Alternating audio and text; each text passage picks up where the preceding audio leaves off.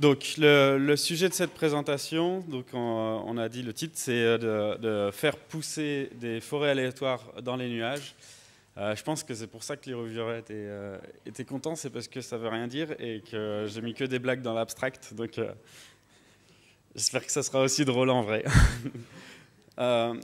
Donc, le but, c'est pas de faire de la sylviculture, c'est de parler de l'impact de Python dans ce qu'on appelle la data science. Donc, qui est le buzzword à la mode en ce moment sur Twitter. Et notamment, c'est grosso modo de faire des statistiques.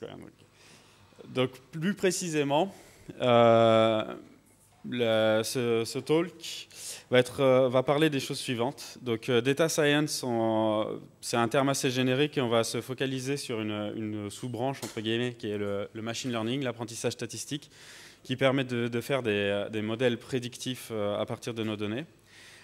Pour rendre ça concret, on va utiliser un exemple, enfin je vais utiliser un exemple pendant toute cette présentation, qui est une tâche qu'on appelle learning to rank, ça veut dire apprendre à trier, pour des résultats de recherche. Donc on va en parler un peu plus en détail. Pour réaliser cette tâche, on va utiliser une technique mathématique qui s'appelle les forêts aléatoires. Et en particulier, on va utiliser la variante belge qui marche mieux, qui s'appelle les ensembles d'arbres extrêmement aléatoires, qui marchent mieux que les arbres aléatoires normaux, en fait. Et pour implémenter ça, on va tout faire ça en Python, évidemment. Et donc, on va utiliser différentes toolkits. Donc, scikit-learn pour la partie machine learning, pour l'algo des random forest lui-même. IPython pour l'environnement de développement et la partie exploration interactive des données et parallélisation sur un cluster de calcul. Star Cluster pour pouvoir démarrer un cluster de calcul dans les nuages. Et Apache Libcloud, on n'aura pas le temps d'en parler, mais bon, ça peut être utile aussi pour gérer plusieurs clouds. Malheureusement, la vraie démo ne marche pas parce que les plus grosses machines d'Amazon sur lesquelles il y a suffisamment de RAM n'ont plus le port 88 accessible, je ne sais pas pourquoi, depuis quelques heures et je n'ai pas réussi à trouver le problème. Donc je ferai une petite démo en local, mais il n'y aura pas la vraie, c'est dommage. Donc, le début. Scikit-learn, c'est une librairie pour faire ce qu'on appelle du machine learning. Donc le machine learning, c'est faire apprendre quelque chose à une machine. En l'occurrence, une machine, c'est un algorithme qui a des paramètres qui sont tunables et qui peuvent être automatiquement ajustés à partir des données, dans l'objectif de prédire quelque chose d'intéressant à propos de ces données. Donc ça marche en deux étapes. Une première étape qui est la partie apprentissage avec toutes les flèches bleues ici, où on va apprendre en entrée nos données brutes. Donc typiquement, ça peut être des données de type texte, des documents texte. Ça peut être des images, des fichiers de son, et ainsi de suite.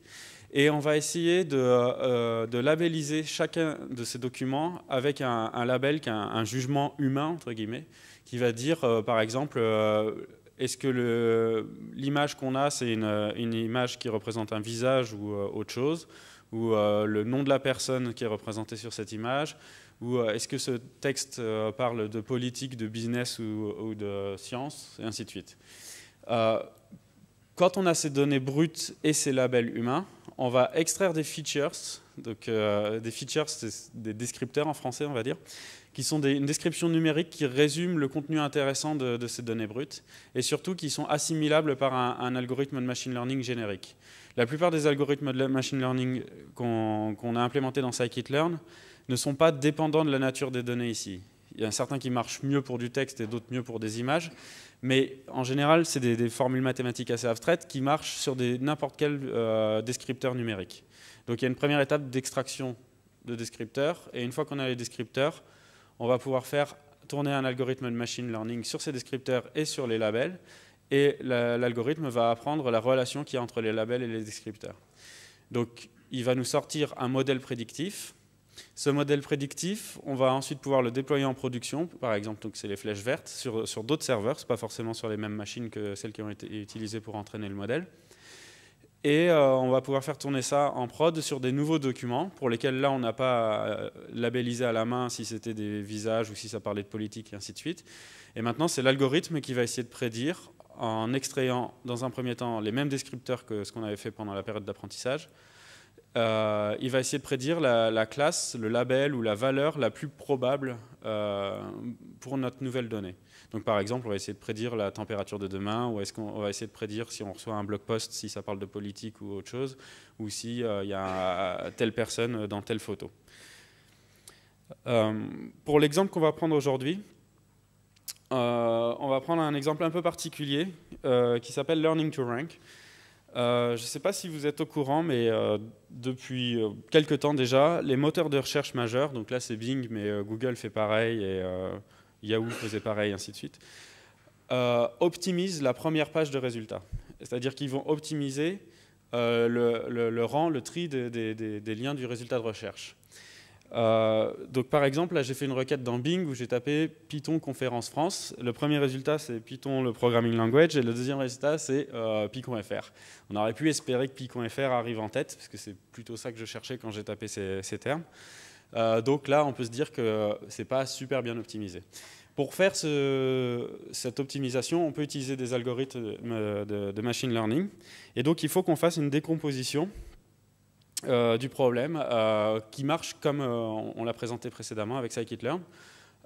Donc le but c'est, pour pouvoir faire ça, il va falloir décrire notre entrée, notre input en termes de descripteurs numériques qui vont représenter la qualité d'un résultat de recherche pour un ensemble de mots-clés de recherche. Et en sortie, on va essayer de prédire un label qui a un score en fait, qui a un score croissant. Quand on a 0, ça veut dire que le résultat de recherche qu'on a obtenu est pas de bonne qualité, il ne correspond pas au terme de la requête. Quand on a un score de 2, par exemple, ça veut dire que c'est bien. Et 1, c'est entre les deux. Et en fonction des datasets qu'on peut obtenir, les labels qu'on va mettre, c'est entre 0 ou 2, ou 0 ou 5, ou 0 ou 1, ainsi de suite. Donc comme descripteur pour les pages de recherche qu'on va avoir comme résultat, on peut avoir des descripteurs qui décrivent la page en elle-même, intrinsèquement, par exemple son PageRank, donc sa popularité sur le graphe Internet de manière globale, indépendamment de la requête. On peut aussi collecter combien de fois les gens ont cliqué dessus le mois dernier ou le mois précédent, et ainsi de suite. Donc ça fait 2 scores de popularité différents. On peut aussi collecter la dernière fois que cette page a été mise à jour. C'est des informations qui peuvent être intéressantes pour trier. Et ensuite, on peut aussi collecter d'autres descripteurs qui sont relatifs à l'interaction de la page avec les mots-clés de la recherche qu'on a fait. Par exemple, quand on fait des moteurs d'indexation full text, on calcule des scores pour trier, par exemple, dans Lucene et tout ça. On va calculer des scores de TF, IDF, Cosine Similarity, par exemple, ou de BM25. Bon, c'est des métriques qui sont implémentées par les moteurs de recherche. Donc, qui font des présupposés différents. On peut les utiliser tous les deux et on va les utiliser pour faire un tri global qui va prendre en compte tous ces signaux à la fin. On peut aussi mesurer le nombre de mots-clés qui apparaissent, le nombre de mots de recherche, par exemple. Là, j'ai fait Python conférence France. Parmi ces 3 mots-clés, est-ce que j'en ai un tiers qui est affiché dans les snippets là? Est-ce que j'en ai 2 tiers? Est-ce que j'en ai 3 tiers? À la fois dans le titre ou dans le body, on peut faire plein de descripteurs comme ça. Enfin, on peut aussi personnaliser la recherche en utilisant le contexte de l'utilisateur qui fait la requête. Par exemple, on peut regarder si l'utilisateur, dans le passé, il a cliqué régulièrement sur des liens qui sont dans cette page, ou sur des documents qui sont liés à ça. On peut aussi regarder s'il a fait des +1 dans Google ou des fav dans des likes dans Facebook, et ainsi de suite. On peut regarder quelle est la période du jour. Par exemple, est-ce que c'est la nuit en ce moment, ou quel est le jour de la semaine? Est-ce qu'on est en week-end ou en semaine? Est-ce qu'on est quel mois de l'année on est? Et toutes ces informations de contexte vont permettre à notre algorithme d'optimiser la réponse à la requête pour que l'algorithme soit capable d'essayer de comprendre quelle est l'intention de l'utilisateur et de lui fournir les meilleurs résultats au plus proche. Donc typiquement, pour les datasets qui sont utilisés par les gens qui font ce genre de choses, on a au moins 40 descripteurs numériques, mais dans la pratique, on n'a pas les chiffres exacts de Bing ou Google, mais ils en ont probablement plus de 200 pour pouvoir optimiser ça. Donc comment on va quantifier si notre algorithme a réussi à bien trier? Comme on essaye de prédire un label numérique, 0, 1, 2, 3, en fonction de la qualité du résultat, qui a été mis par un humain à l'avance, sur un ensemble de requêtes qu'on a enregistrées dans le passé. on pourrait très bien juste comparer ce que nous a prédit comme score notre algorithme, s'il a prédit 0, 1, 2 ou 3 pour une page qui a été labellisée 0, 1, 2 ou 3 par un utilisateur. On peut mesurer la différence, par exemple, ou mesurer si une sorte de corrélation, sans prendre la différence absolue en compte, mais juste la corrélation entre les deux. Donc ça, c'est des métriques qu'on appelle de régression, qui sont traditionnelles. Mais elles ne sont pas forcément très représentatives de la qualité de nos résultats de recherche. On a des meilleures métriques qui peuvent être optimisées, qui s'intéressent vraiment à l'ordre et non pas à la valeur absolue du score qu'on va prédire. Donc en particulier, il y en a une qui s'appelle NDCG. Je me suis trompé. Cumulative Gains, ouais, donc ça veut dire Normalized Discounted Cumulative Gains, donc j'ai inversé 2 lettres. Donc là, je l'ai implémenté en Python. Et on voit que cette petite liste d'entiers ici, c'est une liste qui va être triée par mon algorithme, et les entiers, ça va représenter si le premier résultat qu'a retourné mon algorithme, un utilisateur humain va dire le résultat est bien mais pas top. Par contre, le deuxième, c'était le meilleur. Le troisième, il n'a rien à voir avec la requête. Et les 2 suivants sont un peu liés mais pas vraiment. Et ainsi de suite. NDCG, c'est une méthode qui va considérer un certain nombre de ces résultats. Là, par exemple, je vais prendre juste les 5 premiers résultats. Je vais ignorer les suivants. Et je vais calculer une moyenne qui va dire, je vais additionner 2 à 4, à 0 et à 1, mais je vais considérer que 2, comme il est en premier, il est plus important, donc je vais lui mettre un poids plus fort. Et à la fin, je vais normaliser tout ça pour avoir un score qui est entre 0 et 1. Pour le tri optimal, il sera à 1. Et quelque chose qui a des zéros partout aura un score de 0. Donc ça permet de comparer des requêtes entre elles. Donc là, on voit que ces chiffres-là, ils sont triés complètement dans le mauvais sens. On prend les 5 premiers, donc il n'y a que des 1 qui rentrent en compte. Donc on a un score qui est bien moins bon que celui-là, qui n'était pas si mal au fait. Celui-là, on a tronqué aux 3 premiers résultats. Il n'y a que 3 zéros au début. Donc là, ce n'est pas du tout intéressant. Et le dernier, c'est quand on trie dans le bon ordre, on a un score de 1. Donc c'est une manière de normaliser comme ça nos prédictions et notre tri. Donc si vous voulez la formule en grec, ça revient à ça. J'ai la version Python si ça vous intéresse un peu plus loin. Donc pour essayer de voir si on est capable de faire des modèles qui font ça, Microsoft a mis en ligne un dataset qui est utilisé par des chercheurs pour faire des benchmarks, pour comparer leurs méthodes. Et donc c'est un dataset où il est anonymisé dans le sens où on n'a pas les mots-clés de recherche qui ont été utilisés, on n'a pas les URL des résultats. Par contre, on a toutes les valeurs numériques des descripteurs qui ont été extraits par Microsoft. Il y en a 136, je crois, pour celui-là. Donc comme un peu des descripteurs du type que j'ai présenté avant. Et en plus, on sait lesquels c'est. Donc ça, ils ont été assez ouverts là-dessus. Ils nous ont donné pas mal d'informations. Donc dans ce dataset, il est moyen. Il n'est pas très gros, mais pas très petit non plus. Il y a 10 000 requêtes, et pour chacune de ces requêtes, il y a grosso modo 150 résultats, donc à trier, ce qui fait en tout 1,2 million, donc c'était 120 résultats en moyenne.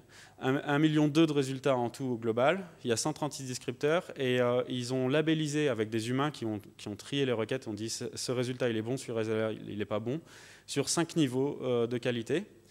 Et quand on charge ce dataset en NumPy, donc avec des tableaux en Python bien homogènes, bien compactés en mémoire, pas des listes Python, mais vraiment des structures optimisées, ça tient en 600 MB en RAM. La version petite, il y a une version un peu plus grosse qui est 3 fois plus grosse. Donc, 600 MB ou même 1 giga, c'est pas du big data. Tout le monde a tendance à dire qu'on fait du big data. Là, c'est clairement pas du big data, c'est de l'analyse prédictive standard, on va dire. Ça tient en mémoire sur un Mac ou sur n'importe quel portable. Mais par contre, c'est suffisamment gros pour que ce soit embêtant à télécharger, à transformer et tout ça, parce que ça prend quand même en général 10 minutes ou un truc comme ça. Donc, on arrive dans le régime où il faut faire attention à ce qu'on fait. Et de plus, les traitements qu'on va faire dessus prennent pas mal de CPU en général, et la plupart peuvent être distribués. Donc ça peut être intéressant d'utiliser plusieurs machines. Donc la méthode qu'on va utiliser, nous, sur ces données, ça s'appelle les arbres aléatoires. Alors, comment on va faire pousser des arbres aléatoires et comment ça marche? Donc on va partir du modèle de base qui est l'arbre de décision qu'on a en statistique depuis très longtemps. Un arbre de décision, c'est on va prendre un descripteur de nos données. On va prendre le descripteur le plus discriminant qui permet de couper nos données en deux, de manière telle que les données qui partent à gauche et les données qui partent à droite soient les plus différentes possibles. On va essayer de les catégoriser en sous-branches. Donc là, par exemple, on peut prendre le nombre de mots-clés qui apparaissent à la fois dans la requête et dans le titre du document, par exemple. Et c'est un ratio entre 0 et 1, 100%. Donc là, si je dis il y a moins de 20% des mots-clés qui apparaissent dans la requête, je peux dire que le score, ça sera 0, ça sera toujours pourri. Donc mon arbre de décision peut prendre cette décision-là de manière arbitraire. Donc je vais retirer de mon dataset tous les exemples qui rentrent dans cette catégorie-là, et je vais prendre tous ceux qui sont dans l'autre pour continuer à développer mon arbre. Et là, je vais prendre un deuxième critère, le PageRank, et je vais regarder s'il est inférieur ou supérieur à 3. S'il est inférieur, je vais dire que c'est un score de 1, parce qu'il a quand même pas mal de matchs, mais il a un petit PageRank, donc je lui donne un score de 1. C'est arbitraire, hein. C'est pas un truc qui a été appris par un algo, mais bon, c'est moi qui l'ai fait comme ça. Et si c'est supérieur à 3, je vais dire que c'est un score de 2.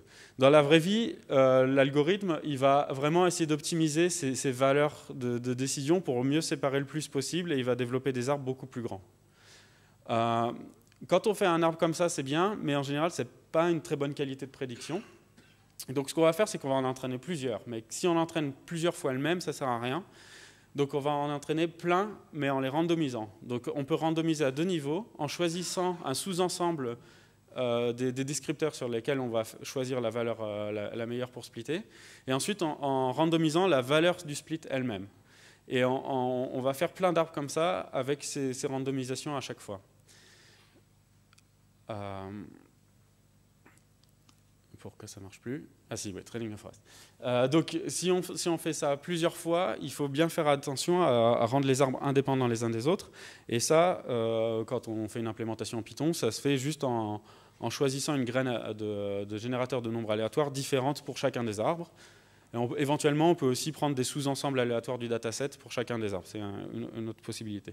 Bon, en général, on fait les deux, ou au moins la graine différente.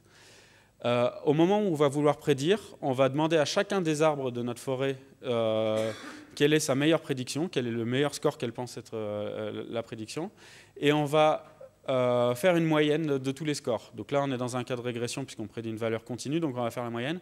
Si on voulait faire de la classification entre business et sport, on aurait fait un vote, par exemple, à la place. Mais les deux, c'est le même algorithme, quoi. Donc pour implémenter ça en Python, on peut utiliser scikit-learn, qui a une classe qui s'appelle extract-tree-regressor, dans laquelle on passe en paramètre le nombre d'arbres de notre forêt, et on peut aussi paralléliser sur une seule machine par défaut en utilisant multiprocessing. Si on a 8 cœurs par exemple sur la machine, on peut lui demander d'entraîner 8 arbres en parallèle.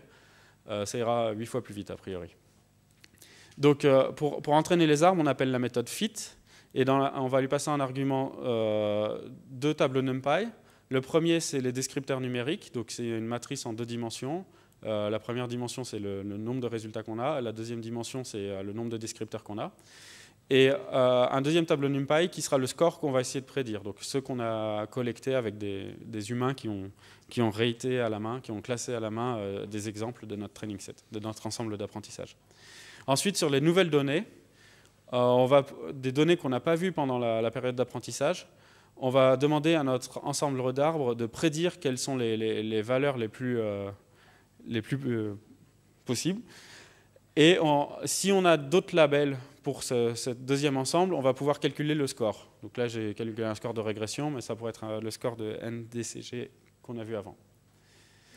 Donc, ce qui est bien avec les random forests, c'est que on peut entraîner plein de forêts avec des graines aléatoires indépendamment les unes des autres et à la fin les combiner en une seule forêt. Par exemple en Python, c'est juste on va prendre la liste des estimators, donc c'est les petits arbres qui ont été créés sur chacun des éléments de notre forêt. On va tous les concaténer, donc ça fera une grosse liste. Et à la fin, on aura un gros modèle qui aura tous les arbres à l'intérieur. Donc, c'est juste un plus en Python, quoi, grosso modo. Bon, il faut remettre à jour cette variable-là. Elle ne se fait pas automatiquement. On aurait pu utiliser une property, mais bon. Voilà. Donc, pour pouvoir faire ça en parallèle, c'est intéressant d'utiliser le cloud. Le cloud, c'est EC2, Rackspace, et ainsi de suite, parce qu'on peut avoir plein de machines pour pas trop cher quand on utilise EC2 et le prix des spot instances, où on fait une enchère. Le problème, c'est que démarrer plein de machines à la fois sur le cloud, c'est fastidieux de le faire à la main. Heureusement, il y a un utilitaire qui s'appelle Star Cluster, qui a une seule ligne de commande, par exemple Star Cluster start, le nom de notre cluster, le nombre de nœuds qu'on veut, le nombre de machines qu'on veut. Et là, je dis, je veux tout en spot instance pour que ça coûte moins cher. Et j'ai un prix dans mon fichier de conf. Dans mon fichier de conf, j'ai mis mon mot de passe à Amazon, ma clé Amazon, l'image que je veux utiliser. J'ai pris un Ubuntu de base. Et je ne sais plus quoi d'autre. Et ici, la taille des machines. Et quand on démarre ça, bon, ça prend du temps. Si on va dans la console Amazon, on va voir que toutes les machines sont en train de démarrer. Et à la fin, Star Cluster, en plus de démarrer les machines, il va configurer plein de trucs. Il va installer plein de choses dont on a besoin pour faire le calcul. En particulier, c'est pratique, il met un NFS par défaut sur le Home pour partager les fichiers de conf. C'est plus pratique. Il va configurer SSH et il va installer, on peut installer des paquets pip. Donc là, j'ai installé MessagePack, IPython et ainsi de suite. Donc tout ça, on peut le mettre dans le fichier de conf de Star Cluster. Star Cluster est bien, mais il est limité à EC2. À terme, j'aimerais bien utiliser plutôt des trucs basés sur Salt Cloud pour pouvoir démarrer des clusters avec Salt sans être dépendant de EC2. Et a priori, ça démarrera aussi plus vite grâce à Salt parce qu'il pourra mieux paralléliser les choses. Bon, bref. Une fois que Star Cluster a démarré ses machines, il va installer IPython. IPython, c'est bien parce que ça fournit deux choses. Une interface notebook, donc une interface web. Donc on pourra se connecter sur notre cluster avec le browser et on aura notre shell dans le navigateur avec des cellules pour organiser les résultats et ainsi de suite. Et ça fournit un deuxième élément qui est IPython parallèle, qui est moins connu, qui permet une sorte d'interface de futures, comme dans Concurrent Futures de Python 3, mais qui va utiliser un cluster. Ce n'est pas exactement la même API que Futures, parce que ça a été fait avant les futures, mais c'est plus riche au fait, on a plus de fonctionnalités. Ça utilise 0MQ et MessagePack pour faire la communication, donc c'est assez efficace. Donc ça, c'est un exemple de IPython. Parallèle, donc on importe un client, et sur ce client, on va demander une load balance view, un objet LB. C'est comme un exécuteur en concurrent futures. Et cet exécuteur, on va pouvoir lui passer des fonctions. Donc là, je fais une fonction qui calcule un truc, mais qui attend un temps aléatoire pour qu'on ait le temps de voir quelque chose. Et ensuite, donc on va faire apply de ma fonction sur des arguments différents, et on va récupérer tous les résultats dans un objet task, qui est au fait une liste de futures. Et ensuite, on va pouvoir introspecter le contenu de cette liste pour savoir si les calculs sont finis. Comme ça, synchrone, ça ne bloque pas. Et quand on veut récupérer les résultats, on peut bloquer en appelant get sur chacun des tasks, et on aura les résultats de tous les éléments. Donc on peut faire ça sur nos random forest et faire des fits en parallèle et récupérer les arbres au lieu de récupérer les chiffres à la fin. Donc c'est exactement ce qu'on va faire là. Donc maintenant on va faire plein de forêts sur plein de nuages, enfin plein de nœuds dans le nuage. Et à la fin, on va tous les combiner et les rapatrier sur un seul nœud pour pouvoir faire des prédictions sur notre nœud final. Donc j'avais une démo, mais je crois qu'il n'y a pas trop le temps. Donc je vais juste vous présenter les résultats. S'il y a des questions, je pourrais vous montrer un peu plus le code, mais ça va prendre plus de 5 minutes. Donc les résultats d'une première version, là j'ai un bug maintenant, j'arrive plus à reproduire ces résultats, mais j'avais une version où j'avais ça. Avec 500 trees sur ce dataset, on arrive à 0,57, donc c'est entre 0 et 1. Et c'est vraiment pas loin de l'état de l'art de ce qui a été publié dans la recherche, il me semble. Je n'ai pas fait une recherche bibliographique complète, mais ça a l'air d'être vraiment pas mal, au fait. On pourrait peut-être améliorer ça en augmentant encore le nombre d'arbres qu'on apprend. Ça prend un peu plus de temps, ça prend plus de machines. Mais après, ça fait des modèles qui sont gros. Donc au moment où il va falloir utiliser ces modèles pour prédire, pour ranker les trucs quand on va les déployer sur notre moteur de recherche, ça va prendre plus de RAM et ça va prendre plus de temps à faire les prédictions. Donc c'est pas forcément intéressant de grossir les modèles plus. On pourrait remplacer les arbres de base par des arbres un peu plus évolués, qu'on appelle les Gradient Boosted Regression Trees. Visiblement qui sont état de l'art sur ce genre de problème. C'est implémenté dans scikit-learn, mais je n'ai pas encore eu le temps de tester. Ou alors on pouvait faire d'autres réductions du problème. Au lieu de les considérer comme un problème de régression, on pourrait faire d'autres trucs, d'autres astuces. Et ça, normalement, ça permet d'atteindre l'état de l'art. J'ai fait aussi un bench avec une régression linéaire de base pour voir de combien... si on fait un modèle beaucoup plus simple, qui est beaucoup plus rapide à entraîner, il arrive déjà à 0,46%, enfin 46 de NDCG. Donc les arbres apportent quand même quelque chose d'intéressant, parce que c'est significativement bien meilleur. Et on arrive à l'état de l'art, alors que la régression linéaire, c'est pas du tout l'état de l'art. Mais bon, la régression linéaire, ça va à la fois beaucoup plus vite en apprentissage et en prédiction, donc des fois, peut-être ça peut suffire. Voilà.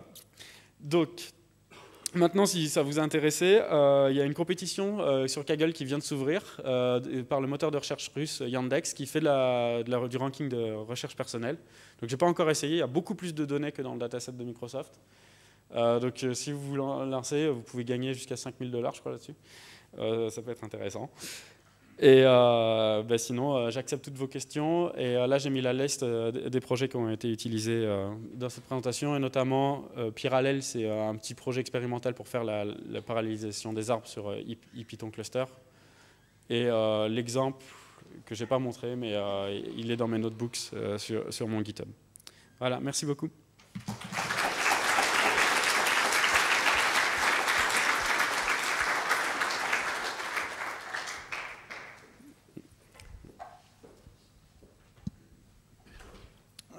Je voulais juste savoir si, une fois que tu as ton modèle prédictif, est-ce que tu as la possibilité de le modifier de manière incrémentale sans avoir à redéployer dans 150 instances et de refaire les calculs depuis zéro, juste en adaptant par rapport à un nouveau dataset au début?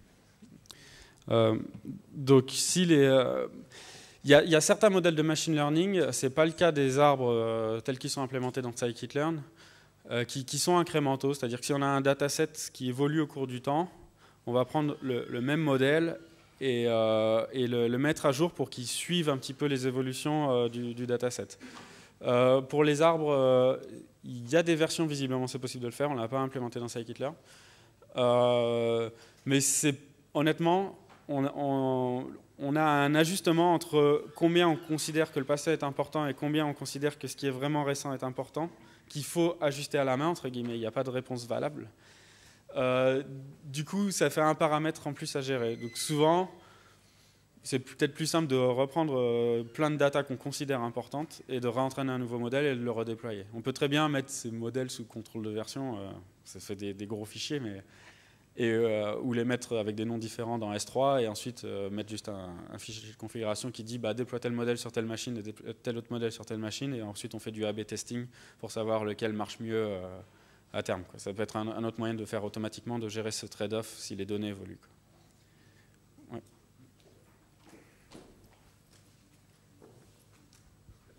Comment on pourrait faire un système qui soit auto-learning? Par exemple, tout à l'heure, vous avez cliqué sur la deuxième ligne du tri de Google. Oui. Et donc, c'est une information qui dit que le critère n'était pas tout à fait bon. Je suis plus sûr. Donc, un feedback pour apprendre en permanence. Mais au fait, l'algorithme va déjà choisir tout seul quel est le descripteur qui est le plus intéressant et quelle est la valeur du split la plus intéressante sur laquelle. Donc là, cet exemple-là, je l'ai fait à la main moi-même en faisant mes slides. Mais dans la vraie vie, l'algorithme va le faire automatiquement et va le faire plein de fois en randomisant un petit peu, à droite, à gauche. Et au fait, on n'imprime jamais les arbres. Quand on fait 500 arbres comme ça et qu'on les développe jusqu'au bout, ils sont énormes. En général, ça n'a pas vraiment d'intérêt d'essayer de regarder ce qu'il y a dedans.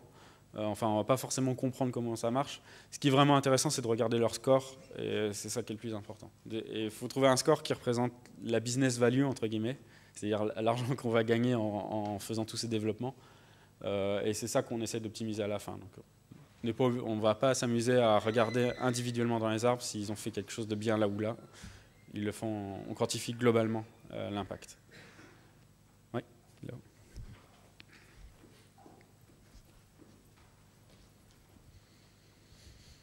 Si tu as deux arbres qui ont l'air de donner des bons scores, est-ce que tu peux les croiser, entre guillemets, ou est-ce que c'est plutôt la combinaison des résultats des deux que tu vas utiliser?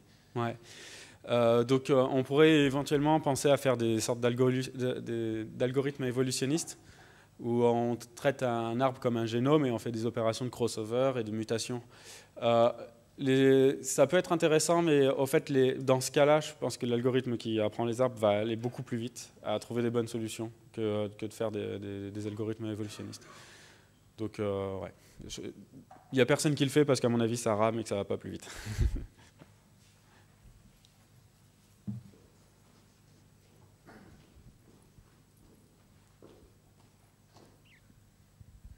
Oui, juste pour rebondir sur la question des algogés. En fait, les algogés ont une très lente convergence vers la fin, mais beaucoup au début. Donc ça peut être intéressant d'utiliser les algogés au début pour éliminer tout un tas d'arbres dans la forêt. Tous ceux qui donnent de très mauvais résultats, on peut les éliminer et après les faire converger plus rapidement. En fait, l'algogé est plus intéressant au début qu'à la fin.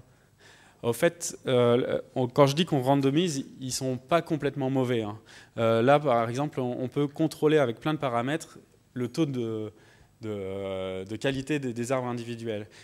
Plus on fait des arbres bons en laissant l'algorithme les optimiser de manière optimale, plus on aura des arbres individuels qui seront bons, mais l'ensemble ne sera pas forcément top parce qu'ils seront trop ressemblants les uns aux autres et ils vont apprendre par cœur les données. Par contre, si on met plus de randomisation, eh ben on va bénéficier plus d'ingérer plein d'arbres et au global, on aura un meilleur modèle. Donc, c'est pas forcément intéressant d'essayer de faire des arbres individuellement très bons ou très mauvais. Enfin, c'est bien de laisser le mécanisme de Moyen-Âge fonctionner comme ça. En fait. Il y a plein d'hyperparamètres là qu'on pourrait ajuster et on peut faire des recherches automatiques pour trouver les meilleurs paramètres pour comment on randomise ça et comment on randomise ça et ainsi de suite. Mais dans la pratique, les paramètres qui sont par défaut dans scikit-learn marche très bien sur les arbres. C'est un gros avantage de ce modèle-là, c'est qu'on n'a pas trop besoin de tweaker les paramètres. Si on prend les paramètres par défaut, en général, plus on met d'arbres, et mieux c'est, et c'est tout. Donc c'est quand même un bon modèle de machine learning à ce niveau-là, c'est qu'on ne se prend pas trop la tête avec. Voilà. Donc on va terminer avec cette question, et je propose de remercier Olivier encore une fois. Merci bien.